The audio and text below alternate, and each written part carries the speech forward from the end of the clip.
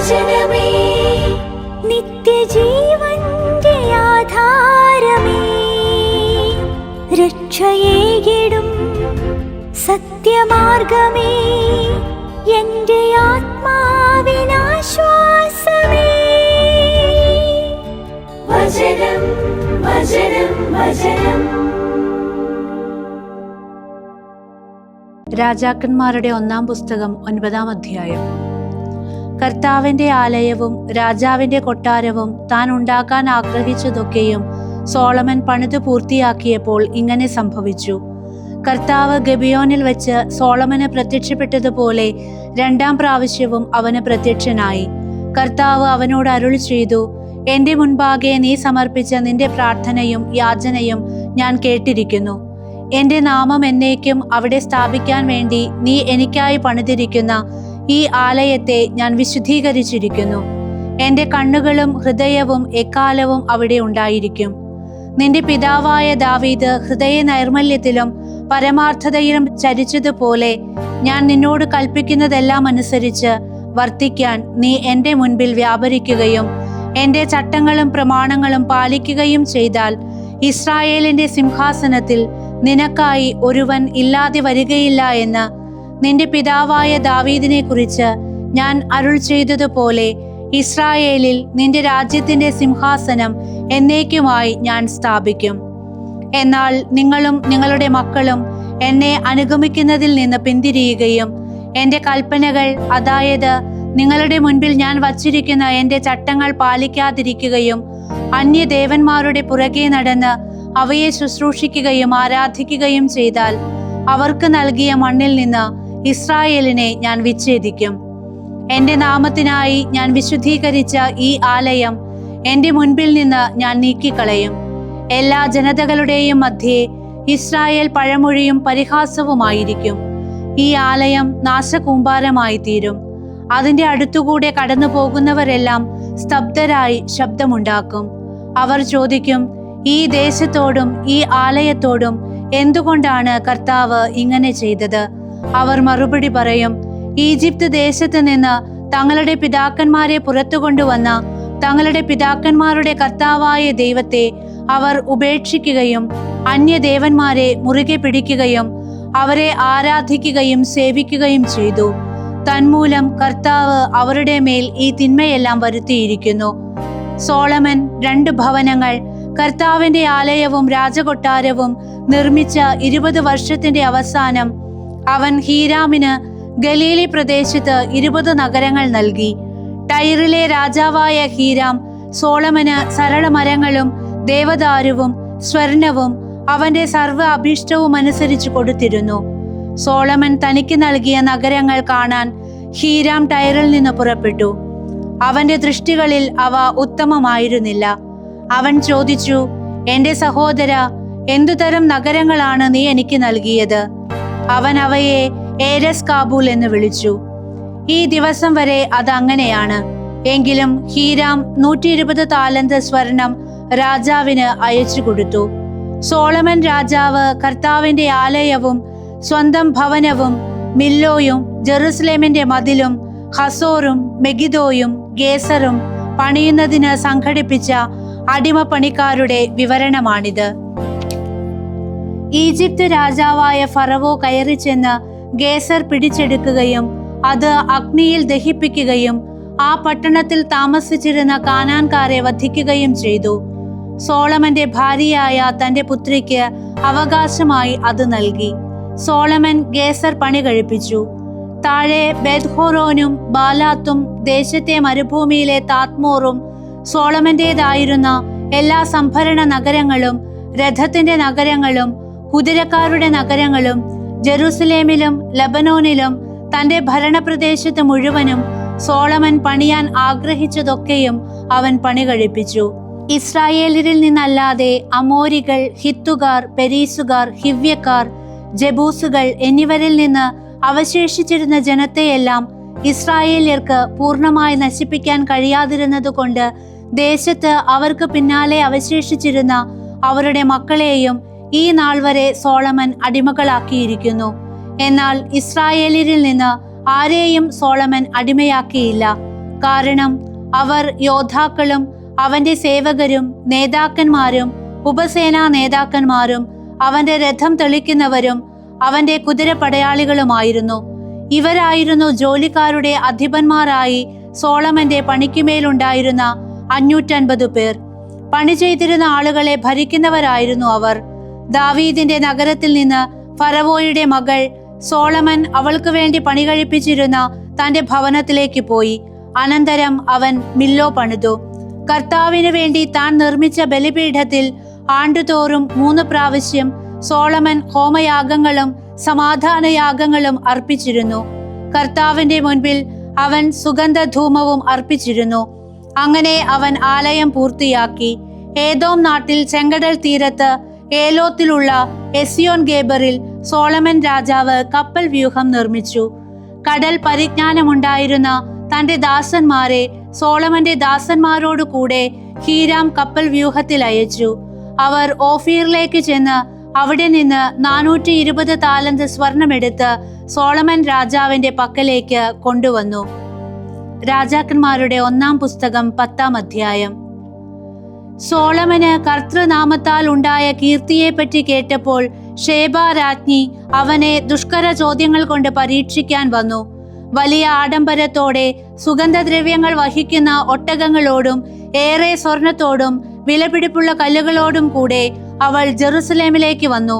അവൾ സോളമന്റെ അടുത്തേക്ക് വന്ന് തന്റെ മനസ്സിൽ ഉണ്ടായിരുന്ന എല്ലാറ്റിനെയും കുറിച്ച് അവനുമായി സംവദിച്ചു. അവളുടെ എല്ലാ ചോദ്യങ്ങൾക്കും സോളമൻ അവൾക്ക് വിശദീകരണം നൽകി. അവളോട് വിശദീകരിക്കാനാവാത്ത വിധം രാജാവിന് ഒരു കാര്യവും അജ്ഞാതമായിരുന്നില്ല. ഷേബ രാജ്ഞി കണ്ട സോളമന്റെ ജ്ഞാനവും അവൻ നിർമ്മിച്ച കൊട്ടാരവും അവന്റെ മേശയിലെ ഭക്ഷണവും സേവകന്മാരുടെ വാസസ്ഥലവും അവന്റെ ഭൃത്യന്മാരുടെ ക്രമീകരണവും അവരുടെ വേഷവിധാനങ്ങളും അവന്റെ പാനപാത്രവാഹകരും അവൻ കർത്താവിന്റെ ആലയത്തിൽ അർപ്പിച്ച ഹോമയാഗങ്ങളും അവളെ അത്ഭുത സ്തബ്ധയാക്കി. അവൾ രാജാവിനോട് പറഞ്ഞു, എന്റെ ദേശത്ത് ഞാൻ നിന്റെ സൂക്തങ്ങളെക്കുറിച്ചും നിന്റെ ജ്ഞാനത്തെക്കുറിച്ചും കേട്ട കാര്യം വാസ്തവമായിരുന്നു. ഞാൻ ഇവിടെ എത്തുന്നതുവരെ അക്കാര്യങ്ങൾ വിശ്വസിച്ചിരുന്നില്ല. എന്നാൽ എന്റെ കണ്ണുകൾ തന്നെ അവ കണ്ടിരിക്കുന്നു. ഇതാ പകുതി പോലും എന്നോട് വർണ്ണിക്കപ്പെട്ടിരുന്നില്ല. ഞാൻ കേട്ട വാർത്തയ്ക്കും ഉപരിയാണ് നീ വർദ്ധിതമാക്കിയിരിക്കുന്ന ജ്ഞാനവും ഐശ്വര്യവും. നിന്റെ ആളുകൾ ഭാഗ്യവാന്മാർ. നിന്റെ മുൻപിൽ സദാ നിൽക്കുകയും നിന്റെ ജ്ഞാനം ശ്രവിക്കുകയും ചെയ്യുന്ന നിന്റെ ഈ ദാസന്മാർ ഭാഗ്യവാന്മാർ. നിന്നിൽ കനിഞ്ഞ് ഇസ്രായേലിന്റെ സിംഹാസനത്തിൽ നിന്നെ സ്ഥാപിച്ച നിന്റെ ദൈവമായ കർത്താവ് വാഴ്ത്തപ്പെട്ടവനാകട്ടെ. ഇസ്രായേലിനോടുള്ള കർത്താവിന്റെ ശാശ്വത സ്നേഹത്താൽ നിന്നെ അവിടുന്ന് സത്യവും നീതിയും പ്രവർത്തിക്കാനായി രാജാവായി സ്ഥാപിച്ചിരിക്കുന്നു. അവൾ രാജാവിന് 120 താലന്ത് സ്വർണവും വലിയ തൂക്കം സുഗന്ധദ്രവ്യങ്ങളും രത്നക്കല്ലും കൊടുത്തു. ഷേബ രാജ്ഞി സോളമൻ രാജാവിന് നൽകിയ ഈ സുഗന്ധദ്രവ്യങ്ങൾ പോലെ സമൃദ്ധമായി പിന്നീട് ഒന്നും വന്നില്ല.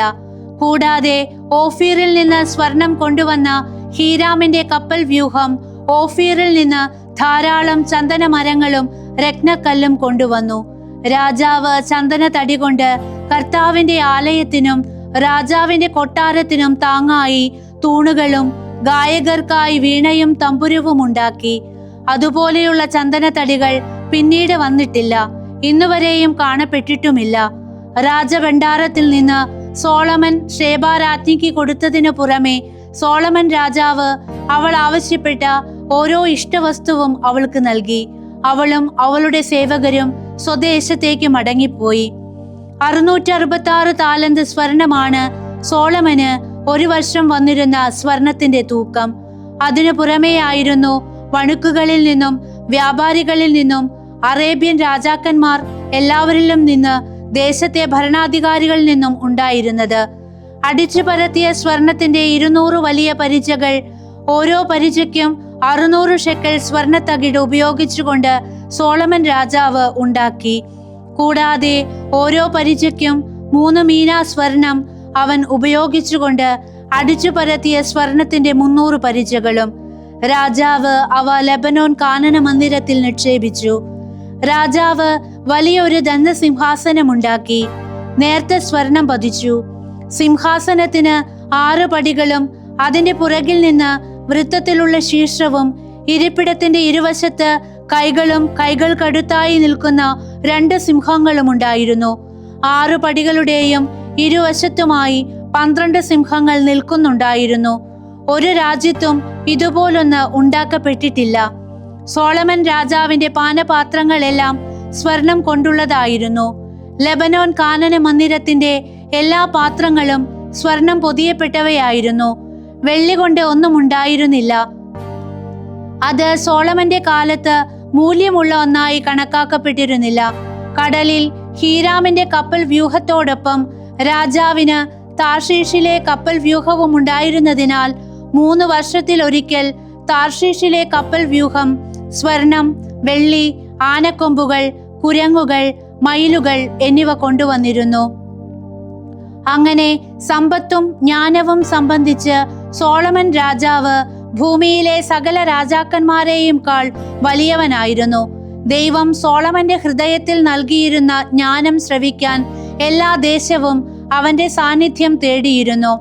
അവർ ഓരോരുത്തനും അവനവന്റെ സമ്മാനമായി സ്വർണപാത്രങ്ങൾ, വെള്ളിപ്പാത്രങ്ങൾ, വസ്ത്രങ്ങൾ, ആയുധങ്ങൾ, സുഗന്ധദ്രവ്യങ്ങൾ, കുതിരകൾ, കോവർ കഴുതകൾ എന്നിവ വർഷം തോറും കൊണ്ടുവന്നിരുന്നു. സോളമൻ രഥങ്ങളെയും കുതിരക്കാരെയും സ്വരുക്കൂട്ടി. അവന് 1400 രഥങ്ങളും 12,000 കുതിരക്കാരും ഉണ്ടായിരുന്നു.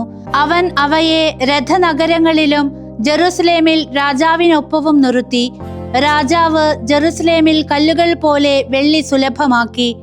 ഷെഫലായിലെ സിക്കമൂർ പോലെ അവൻ ദേവദാരു സമൃദ്ധമായി ലഭ്യമാക്കി. സോളമന് വന്നിരുന്ന കുതിരകൾ ഈജിപ്തിൽ നിന്നും കുവയിൽ നിന്നുമായിരുന്നു. രാജാവിന്റെ വ്യാപാരികൾ അവയെ കുവയിൽ നിന്ന് വിലയ്ക്ക് വാങ്ങിയിരുന്നു. ഒരു രഥത്തിന്റെ ഈജിപ്തിൽ നിന്നുള്ള കയറ്റുമതി മൂല്യം 600 ഷെക്കലായിരുന്നു. കുതിര ഒന്നിന് 150. അങ്ങനെ തന്നെയാണ് അവർ ഹിത്യരുടെ എല്ലാ രാജാക്കന്മാർക്കും ആരാമിലെ രാജാക്കന്മാർക്കും അവ കടൽ മാർഗം എത്തിച്ചു കൊടുത്തിരുന്നത്. ഏശയ്യാ പ്രവാചകന്റെ പുസ്തകം 8-ാം അധ്യായം. കർത്താവ് എന്നോട് അരുൾ ചെയ്തു, വലിയ ഒരു ഫലകമെടുത്ത് സാധാരണ അക്ഷരത്തിൽ മഹേർ ഷലാൽ ഹാഷ് ബാസിന് എന്ന് അതിൽ ആലേഖനം ചെയ്യുക. പുരോഹിതനായ ഊറിയായെയും യബരക്കിയായുടെ പുത്രനായ സഖറിയായെയും ഞാൻ എനിക്ക് വിശ്വസ്ത സാക്ഷികളായി വച്ചു. ഞാൻ പ്രവാചികയെ സമീപിക്കുകയും അവൾ ഗർഭം ധരിച്ച് ഒരു പുത്രനെ പ്രസവിക്കുകയും ചെയ്തു. കർത്താവ് എന്നോട് അരുൾ ചെയ്തു, അവന് മഹേർ ഷലാൽ ഹാഷ് ബാസ് എന്ന് പേര് വിളിക്കുക.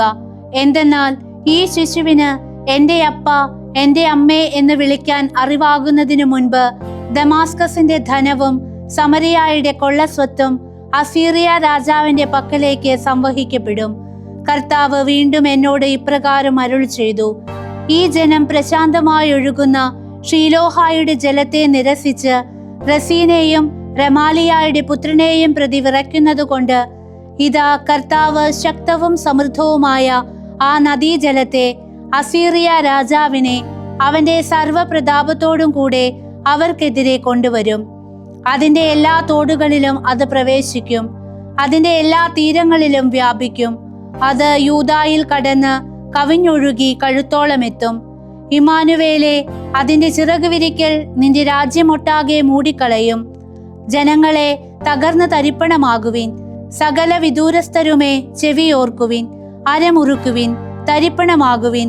നിങ്ങൾ പദ്ധതിയിട്ടുകൊള്ളുവിൻ, പക്ഷേ അത് തകർക്കപ്പെടും. ഉപദേശം പറഞ്ഞുകൊള്ളുവിൻ, അത് നിലനിൽക്കുകയില്ല. കാരണം ദൈവം ഞങ്ങളോട് കൂടെയുണ്ട്. കർത്താവ് തന്റെ കരത്തിന്റെ ശക്തിയാൽ എന്നോട് ഇപ്രകാരം അരുൾ ചെയ്യുകയും ഈ ജനത്തിന്റെ മാർഗത്തിൽ ചരിക്കാതിരിക്കാൻ എന്നെ പരിശീലിപ്പിക്കുകയും ചെയ്തുകൊണ്ട് പറഞ്ഞു, ഈ ജനം ഗൂഢാലോചനയെന്ന് പറയുന്നതിനെ നിങ്ങൾ ഗൂഢാലോചനയെന്ന് കരുതരുത്. അവർ ഭയപ്പെടുന്നതിനെ നിങ്ങൾ ഭയപ്പെടുകയോ പരിഭ്രമിക്കുകയോ അരുത്. സൈന്യങ്ങളുടെ കർത്താവായവനെ നിങ്ങൾ പരിശുദ്ധനായി ബഹുമാനിക്കുവിൻ. അവനാണ് നിങ്ങളുടെ ഭയം, അവനാണ് നിങ്ങളുടെ ഭീതിയും. ഇസ്രായേലിന്റെ ഇരുഭവനങ്ങൾക്കും അവിടുന്ന് അഭയസ്ഥാനവും ഇടർച്ചയുടെ ശിലയും തട്ടിവീഴുന്ന പാറയുമായിരിക്കും. ജെറുസലേമിൽ വസിക്കുന്നവന് കുടുക്കും കെണിയുമായിരിക്കും. അനേകർ അവയിൽ തട്ടി വീഴുകയും നിലം പതിക്കുകയും തകർന്നു പോവുകയും കെണിയിൽ കുരുങ്ങി പിടിക്കപ്പെടുകയും ചെയ്യും. സാക്ഷ്യം ഭദ്രമാക്കുകയും പ്രബോധനം എൻ്റെ ശിഷ്യർക്കിടയിൽ മുദ്രവച്ച് സൂക്ഷിക്കുകയും ചെയ്യുക.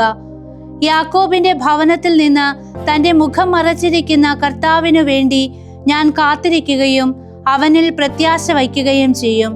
ഇതാ, ഞാനും കർത്താവ് എനിക്ക് നൽകിയ സന്താനങ്ങളും സിയോൻ പർവ്വതത്തിൽ വസിക്കുന്ന സൈന്യങ്ങളുടെ കർത്താവിൽ നിന്നുള്ള ഇസ്രായേലിലെ അടയാളങ്ങളും അത്ഭുതങ്ങളുമായിരിക്കും. ചിലയ്ക്കുകയും ജപിക്കുകയും ചെയ്യുന്ന മന്ത്രവാദികളോടും മൃതസന്ദേശക്കാരോടും ആരായുവിൻ എന്ന് അവർ നിങ്ങളോട് പറയുന്നുവെങ്കിൽ, മരിച്ചവരോടാണോ തങ്ങളുടെ ദേവന്മാരോടല്ലേ ജീവിക്കുന്നവർക്ക് വേണ്ടി ജനം ആരായേണ്ടത്? പ്രബോധനത്തെയും സാക്ഷ്യത്തെയും കുറിച്ച് ഈ വചനമനുസരിച്ച് ഒരുവൻ സംസാരിക്കുന്നില്ലെങ്കിൽ അവന് പ്രകാശമില്ലാത്തതാണ് അതിന് കാരണം. അവൻ വിശന്നും വലഞ്ഞും അതിലൂടെ നടക്കും. തനിക്ക് വിശക്കുമ്പോൾ അവൻ കുപിതനാവുകയും തന്റെ രാജാവിനെയും ദൈവത്തെയും ശപിക്കുകയും ചെയ്യും. അവൻ മുകളിലേക്ക് തിരിയും. അവൻ ഭൂമിയിലേക്ക് നോക്കുമ്പോൾ ഇതാ, കഷ്ടതയും അന്ധകാരവും കഠോര ദുഃഖത്തിന്റെ ഇരുളും. അന്ധകാരത്തിൽ അവൻ എറിയപ്പെടും. ദുഃഖത്തിൽ ആണ്ടവർക്ക് നിശ്ചയമായും അന്ധകാരമുണ്ടാവുകയില്ല. ആദ്യകാലങ്ങളിൽ സെബുലൂണിന്റെയും നഫ്താലിയുടെയും ദേശങ്ങളെ അവിടുന്ന് നിന്ദനത്തിന് ഇരയാക്കിയതുപോലെ അവസാന നാളുകളിൽ സമുദ്രത്തിലേക്കുള്ള പാതയെ, ജോർദാൻ അക്കരെയുള്ള ദേശത്തെ, ജനതകളുടെ ഗലീലിയെ അവിടുന്ന് മഹത്വപൂർണമാക്കും. വിശുദ്ധ യോഹന്നാൻ എഴുതിയ സുവിശേഷം 8-ാം അധ്യായം 21 മുതൽ 38 വരെയുള്ള തിരുവചനങ്ങൾ. യേശു വീണ്ടും അവരോട് പറഞ്ഞു, ഞാൻ പോകുന്നു. നിങ്ങൾ എന്നെ അന്വേഷിക്കും, എന്നാൽ നിങ്ങളുടെ പാപത്തിൽ നിങ്ങൾ മരിക്കും. ഞാൻ പോകുന്നിടത്തേക്ക് വരാൻ നിങ്ങൾക്ക് കഴിയുകയില്ല. അപ്പോൾ യഹൂദർ പറഞ്ഞു, ഞാൻ പോകുന്നിടത്തേക്ക് വരാൻ നിങ്ങൾക്ക് കഴിയുകയില്ല എന്ന് അവൻ പറയുന്നല്ലോ. അവൻ ആത്മഹത്യ ചെയ്തേക്കുമോ? അവൻ പറഞ്ഞു, നിങ്ങൾ താഴെ നിന്നുള്ളവരാണ്, ഞാൻ മുകളിൽ നിന്നുള്ളവനും. നിങ്ങൾ ഈ ലോകത്തിൻ്റെതാണ്, ഞാൻ ഈ ലോകത്തിൻ്റെതല്ല. അതുകൊണ്ട് നിങ്ങൾ നിങ്ങളുടെ പാപങ്ങളിൽ മരിക്കും എന്ന് ഞാൻ നിങ്ങളോട് പറഞ്ഞു. കാരണം ഞാൻ ആകുന്നു എന്ന് വിശ്വസിക്കുന്നില്ലെങ്കിൽ നിങ്ങൾ നിങ്ങളുടെ പാപങ്ങളിൽ മരിക്കും. അപ്പോൾ അവർ ചോദിച്ചു, നീ ആരാണ്? യേശു അവരോട് പറഞ്ഞു, ആരംഭം മുതലേ ഉള്ളവൻ. അതാണ് ഞാൻ നിങ്ങളോട് പറയുന്നത്. എനിക്ക് നിങ്ങളെക്കുറിച്ച് പലതും പറയാനും വിധിക്കാനുമുണ്ട്. എന്നെ അയച്ചവൻ സത്യവാനാണ്. അവനിൽ നിന്ന് കേട്ടവ ഞാൻ ലോകത്തോട് പറയുന്നു. പിതാവിനെ കുറിച്ചാണ് അവൻ തങ്ങളോട് സംസാരിച്ചതെന്ന് അവർ മനസ്സിലാക്കിയില്ല. അതുകൊണ്ട് യേശു പറഞ്ഞു, നിങ്ങൾ മനുഷ്യപുത്രനെ ഉയർത്തി കഴിയുമ്പോൾ ഞാൻ ആകുന്നു എന്നും ഞാൻ സ്വമേധയാ ഒന്നും പ്രവർത്തിക്കുന്നില്ല, പ്രത്യുത പിതാവ് എന്നെ പഠിപ്പിച്ചതുപോലെ ഇക്കാര്യങ്ങൾ ഞാൻ സംസാരിക്കുന്നുവെന്നും നിങ്ങൾ മനസ്സിലാക്കും. എന്നെ അയച്ചവൻ എൻ്റെ കൂടെയുണ്ട്. അവിടുന്ന് എന്നെ തനിയെ വിട്ടിരിക്കുകയില്ല. കാരണം ഞാൻ എപ്പോഴും അവിടത്തേക്ക് പ്രീതികരമായത് പ്രവർത്തിക്കുന്നു. ഇത് പറഞ്ഞപ്പോൾ ഏറെ പേർ അവനിൽ വിശ്വസിച്ചു. തന്നിൽ വിശ്വസിച്ച യഹൂദരോട് യേശു പറഞ്ഞു, എന്റെ വചനത്തിൽ നിലനിൽക്കുമെങ്കിൽ നിങ്ങൾ യഥാർത്ഥത്തിൽ എൻ്റെ ശിഷ്യരാണ്. നിങ്ങൾ സത്യം അറിയുകയും സത്യം നിങ്ങളെ സ്വതന്ത്രരാക്കുകയും ചെയ്യും. അവർ അവനോട് പറഞ്ഞു, ഞങ്ങൾ അബ്രാഹത്തിന്റെ സന്തതികളാണ്. ഞങ്ങൾ ഒരിക്കലും ആരുടെയും അടിമകളായിരുന്നിട്ടില്ല. പിന്നെ എങ്ങനെയാണ് നിങ്ങൾ സ്വതന്ത്രരായി തീരുമെന്ന് നീ പറയുന്നത്? യേശു പ്രതിവചിച്ചു, സത്യം സത്യമായി ഞാൻ നിങ്ങളോട് പറയുന്നു, പാപം ചെയ്യുന്നവൻ പാപത്തിന്റെ അടിമയാണ്. അടിമ എക്കാലവും ഭവനത്തിൽ വസിക്കുന്നില്ല, പുത്രനാകട്ടെ എക്കാലവും വസിക്കുന്നു. അതുകൊണ്ട് പുത്രൻ നിങ്ങളെ സ്വതന്ത്രരാക്കിയാൽ നിങ്ങൾ യഥാർത്ഥത്തിൽ സ്വതന്ത്രരാകും. നിങ്ങൾ അബ്രാഹത്തിന്റെ സന്തതികളാണെന്ന് എനിക്കറിയാം. എന്നിട്ടും നിങ്ങൾ എന്നെ കൊല്ലാൻ ആലോചിക്കുന്നു. കാരണം എന്റെ വചനം നിങ്ങളിൽ വസിക്കുന്നില്ല. എന്റെ പിതാവിന്റെ സന്നിധിയിൽ കണ്ടവയെ പറ്റി ഞാൻ സംസാരിക്കുന്നു. നിങ്ങളുടെ പിതാവിൽ നിന്ന് കേട്ടത് നിങ്ങൾ പ്രവർത്തിക്കുന്നു. ദൈവവചനമേ, നിത്യജീവന്റെ ആധാരമേ, രക്ഷയേകിടും സത്യമാർഗമേ, എന്റെ ആത്മാവേ